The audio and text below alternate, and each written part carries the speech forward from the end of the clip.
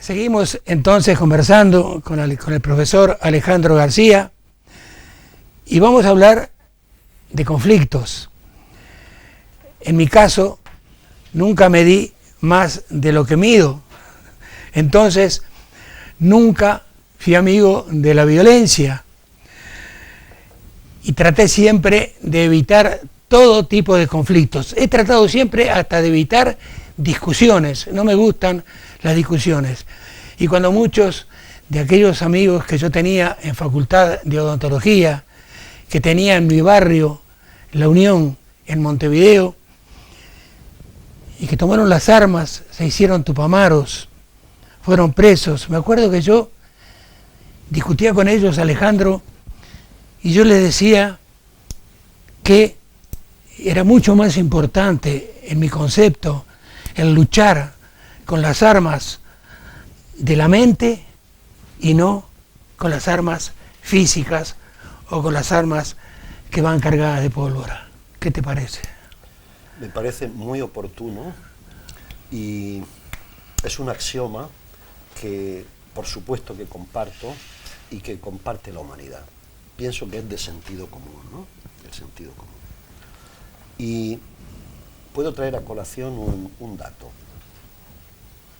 Es bien sabido que los últimos 8 o 9 años están siendo demoledores para las condiciones de vida de nuestro pueblo, de sectores muy importantes de nuestro pueblo, gentes que las están echando de sus casas, desahucios, millones de obreros y de empleados que han perdido el trabajo, situaciones de pobreza y de miseria grandes que no se ven, porque hoy la miseria es fea, a nadie le gusta mostrarla, ¿verdad?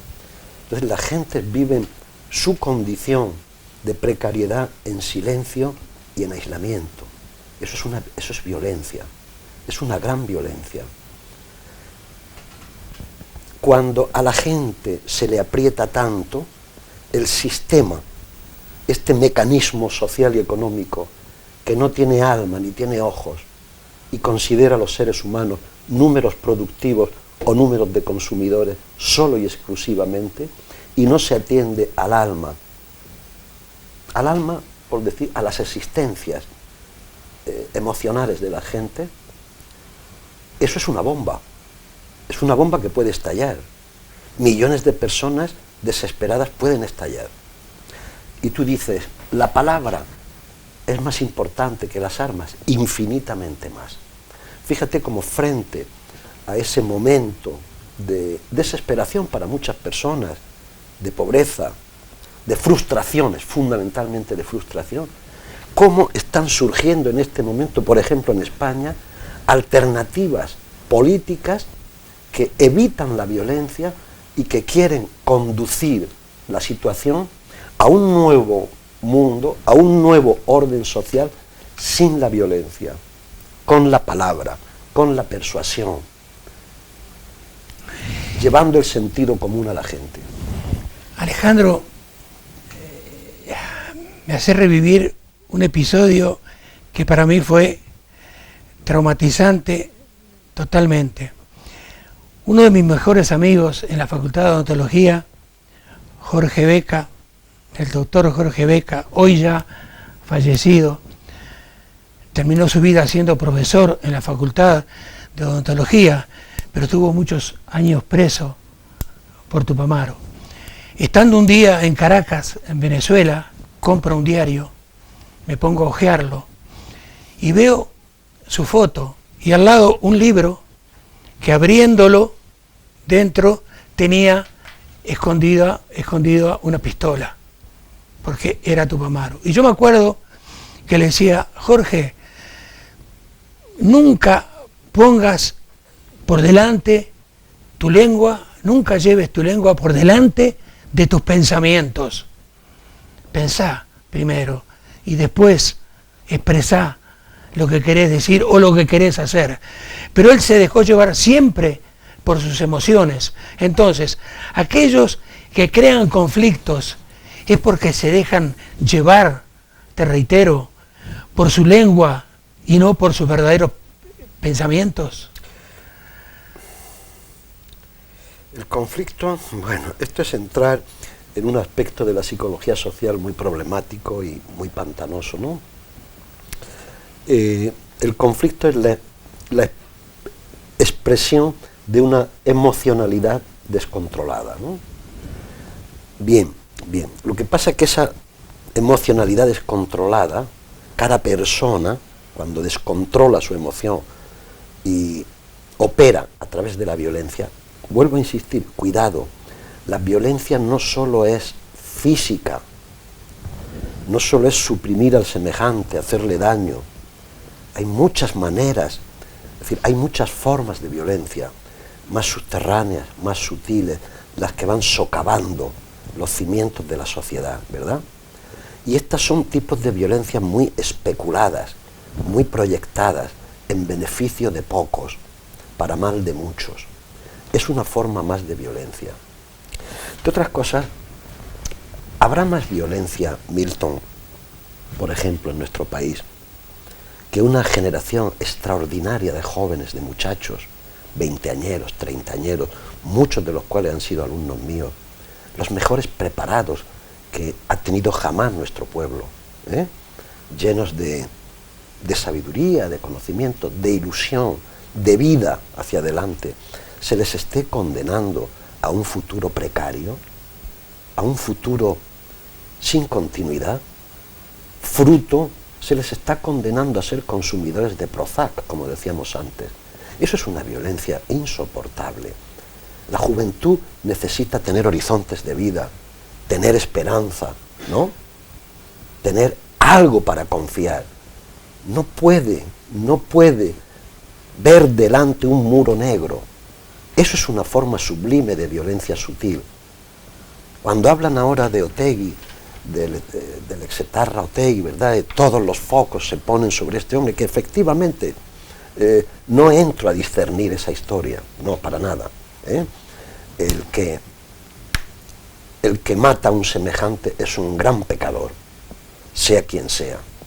Pero cuando todo se concentra ahí y se están, diremos, dirigiendo las luces hacia ello, dejando en la oscuridad a mecanismos de las políticas económicas globales que pueden llevarte a la miseria 5 millones de personas de un día para otro, porque 4 inversores, amos del universo, han decidido echarle un pulso a la moneda tal, o especular con los valores tal de aquel país, condenándolo a la pobreza, por Dios, eso sería violencia de masas, ¿no?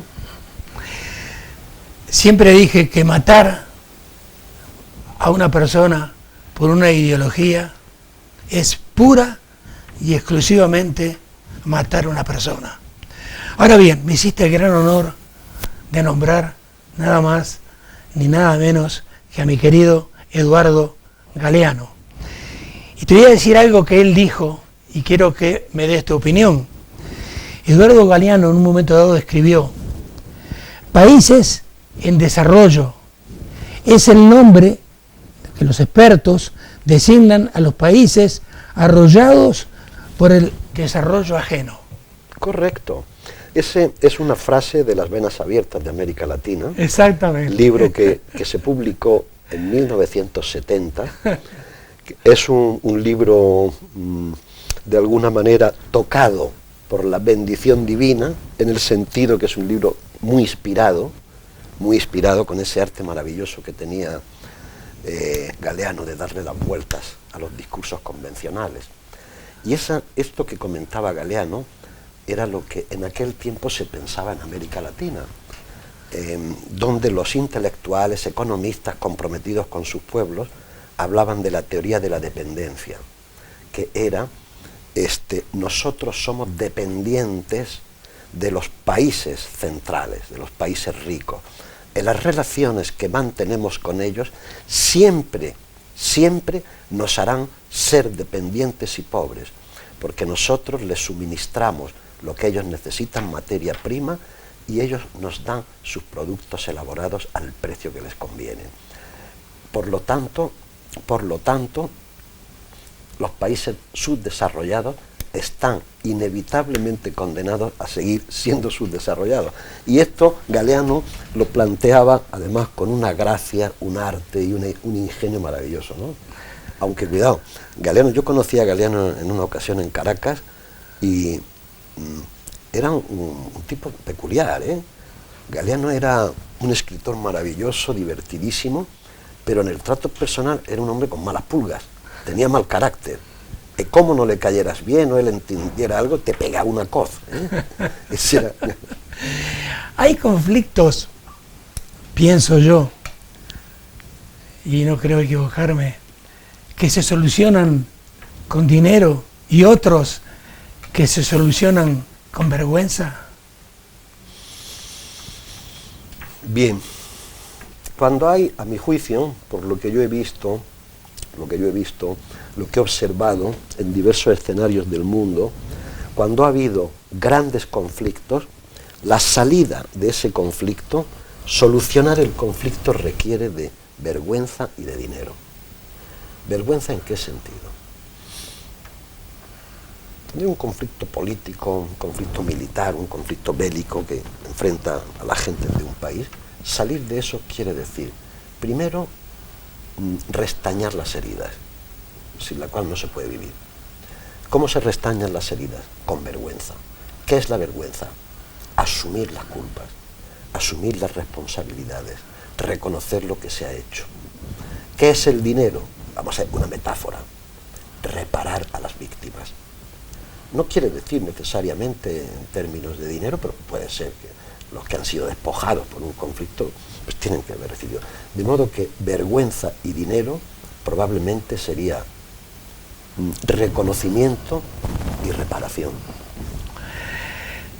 Hace unos meses atrás, unos cuantos meses, Platón dijo, la justicia no es nada más ni nada menos que la conveniencia del más fuerte. En esa época, ¿tenía razón?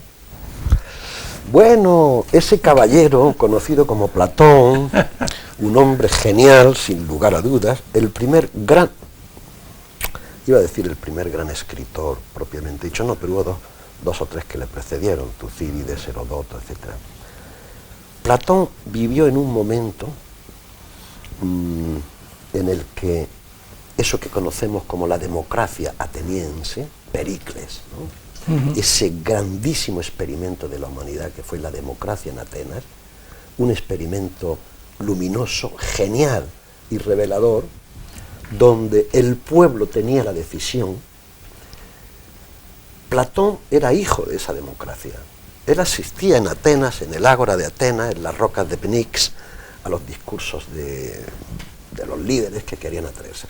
Entonces, Platón, discípulo de Sócrates, muy apenado por la ejecución de Sócrates, él escribió un libro de gran importancia, la política, ¿verdad?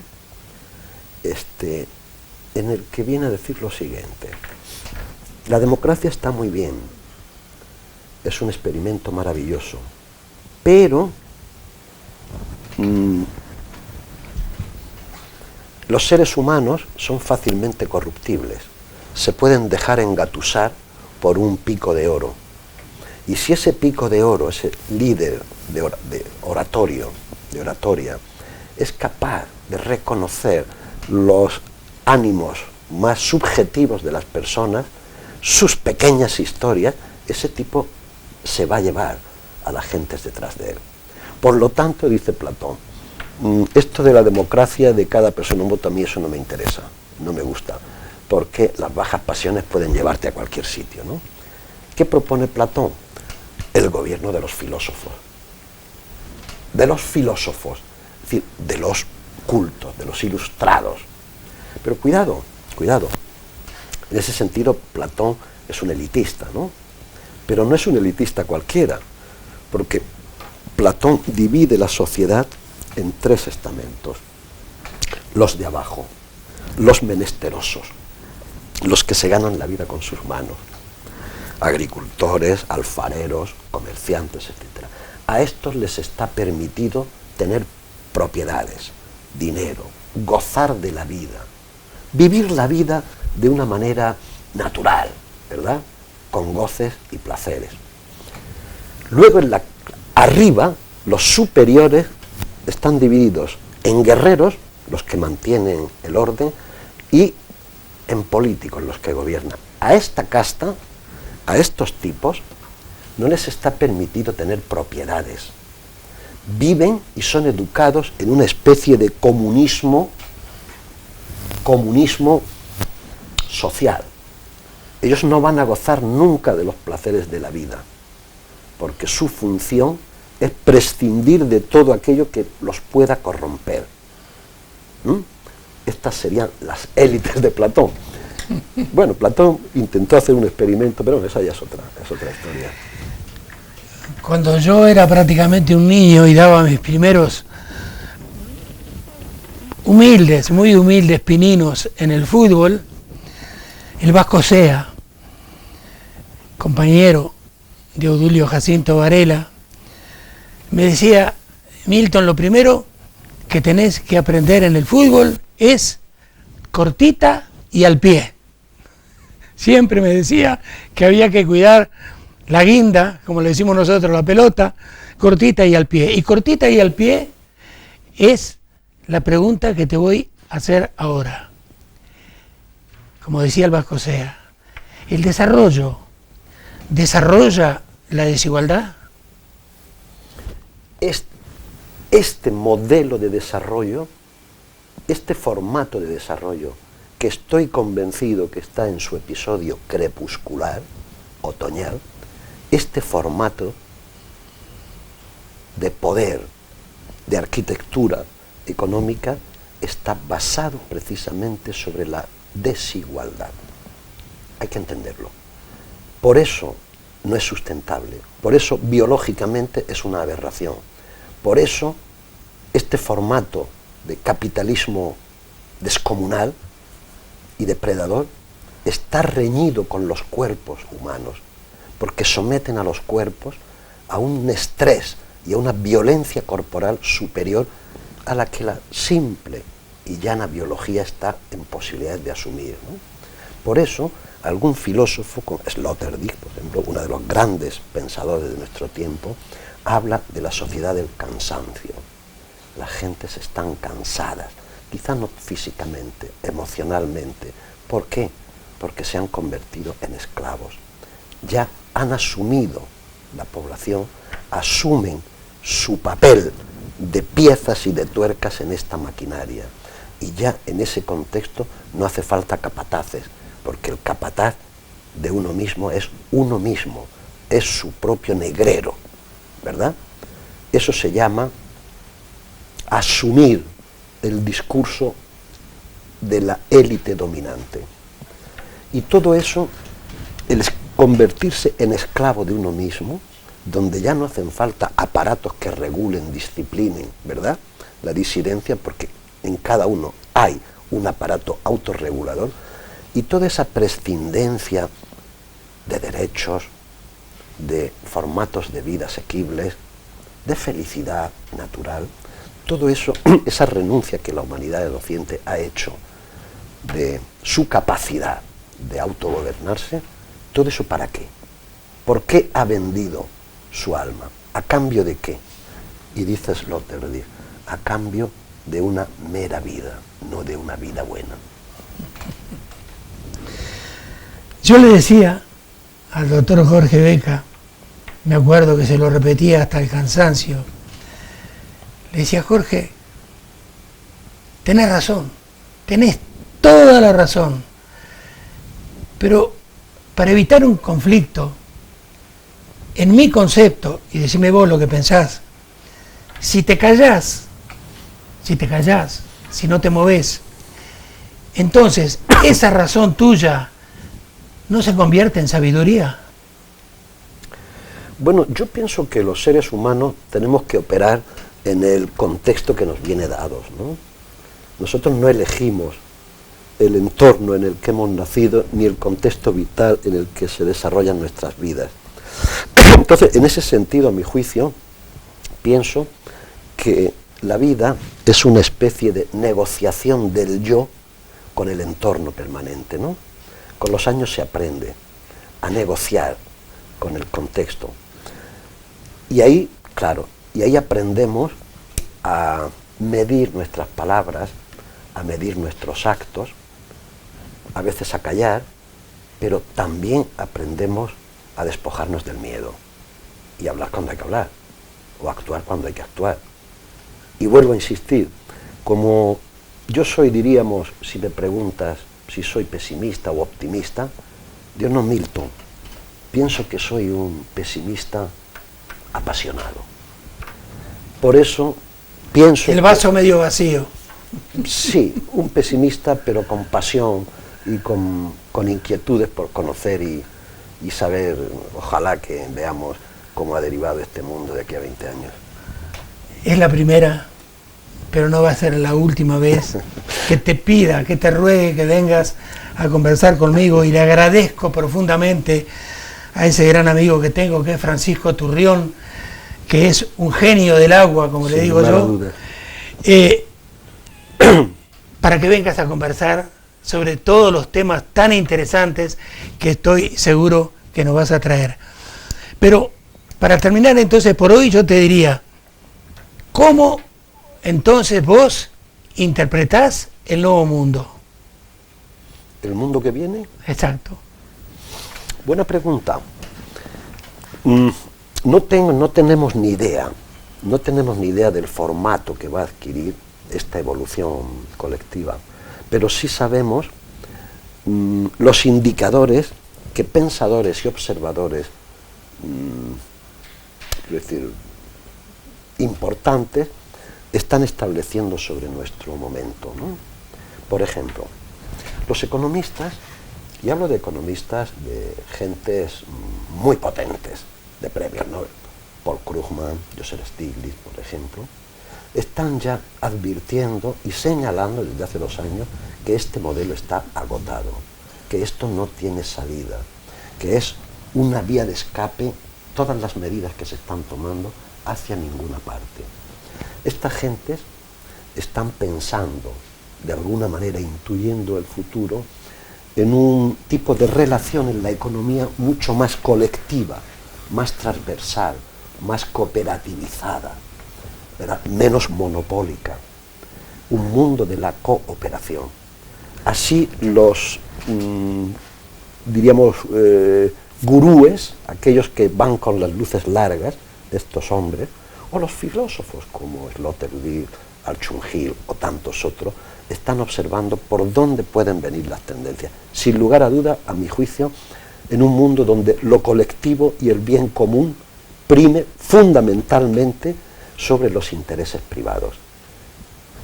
Es suficiente ya con estos 40 años. Ya no queremos repetir, la humanidad no va a querer repetir más de lo mismo. Y, insisto, hay anticipaciones que aquellos que van con luces largas están empezando a visualizar, y es ese nuevo mundo basado más en tareas de cooperación, de cooperativismo, de trueque y sobre todo de buena vida, no de mera vida de consumidores. Y seguro, con toda seguridad, un mundo en el futuro donde esta enfermedad infantil de nuestros días, que es el consumismo, haya sido ya superada. Muy bien. Lo terminaste de la mejor manera. Gracias. Muchísimas gracias. Gracias, Milton, a ti. Y a ustedes decirles que seguramente me voy a equivocar, como lo hago tan seguido, porque como ya les dije, no me gustan los conflictos, no me gustan las violencias, no me gusta la desigualdad, no me gusta siquiera una discusión. Entonces, en mi concepto equivocado, seguramente, yo les digo que en su lucha contra el resto del mundo, les aconsejo que se pongan del lado del resto del mundo. Hasta la semana que viene.